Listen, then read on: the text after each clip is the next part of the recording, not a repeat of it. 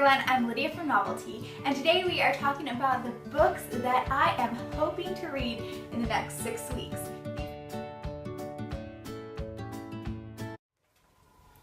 The most misused stories in the Bible. I received this from Bethany House back in May, and I actually started it this morning, and so far it's really interesting and it's short, so it should be a breeze to get through.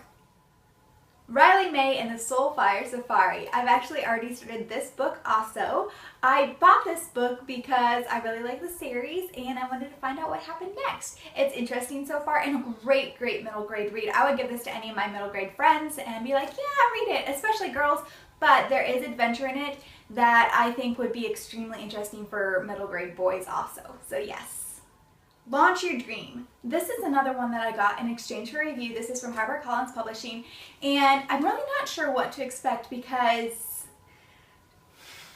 honestly right now it does not look incredibly interesting to me, but I have a feeling that once I get into it I'll be blown away, and I'm really looking forward to figuring out better ways to turn my writing into my profession. So I am looking forward to this one, even though it's not like the most breathtaking book I currently have on my list.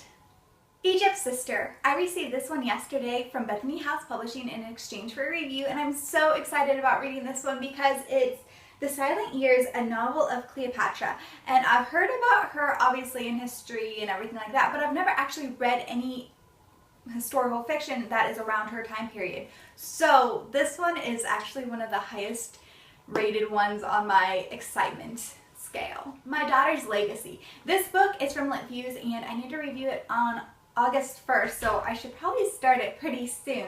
I'm excited about it because it's one of those books that goes back and forth between historical fiction time period and modern time period, and it has two different authors, so I'm guessing that one of them takes the historical fiction part of the story and one of them takes the modern part of the story, and I'm eager to see how they play that out and how they make it work, because it can be hard co-authoring a book. At least I would imagine it could be. I used to write with my cousin and we had so much fun with it, but it was hard making sure our descriptions and everything meshed together well. So I'm eager to see how they accomplish that in this book. The Lifestyle of a Watchman. This too was from Chosen Books. I keep looking on the back because I put sticky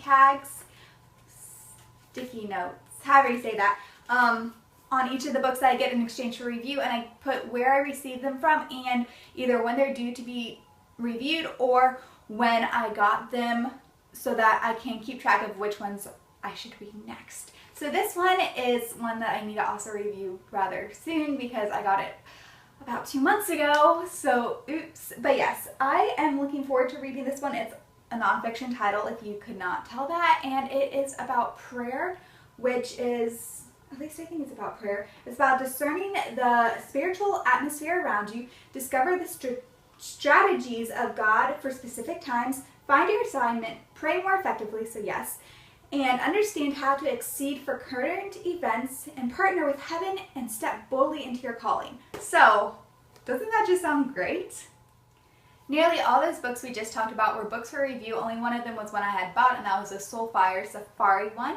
But I have 3 more books that are not for review that I'm really looking forward to reading. The first one is The Hope Before Us, which is Women of Valor, and it's number 3 in the series, and it's by Elise Larson. I listened to the first book in the series and then read the second book in the series, and they were both amazing, and they're about World War II, and I loved both the books, so I'm really looking forward to reading the third one. The next one is Unraveling by Sarah Ella, and I'm not sure if I'm actually going to read this within the next 6 weeks because it just came out on the 11th, and so the library might not have it yet and Overdrive might not have it yet, but I really want to read it because I read the first book in the series, which was Unblemished, and I think y'all probably remember me talking about how mind blown I was by the fantasy world that we were taken into because I am not used to fantasy, and yet I really liked it. So therefore, I am looking forward to this next book and seeing if it, seeing all the answers that we were left with book 1.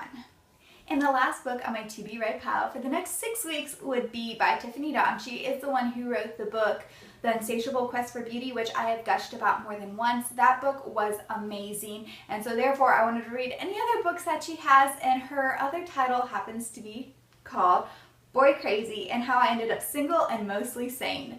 So that's just an intriguing title, and she's such a good writer that I cannot wait to dive into this book of hers, and I plan on buying it, even though I could probably get it at the library because I like her writing style so much that I'd rather have the book than just borrow the book.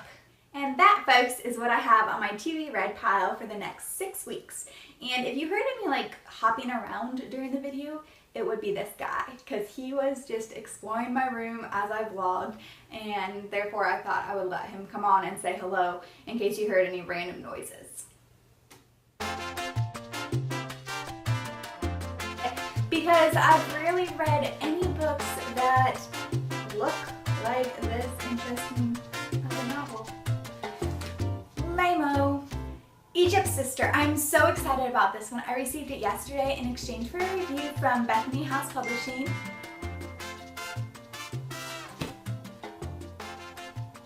Hashtag wow. Due to my writing into my profession.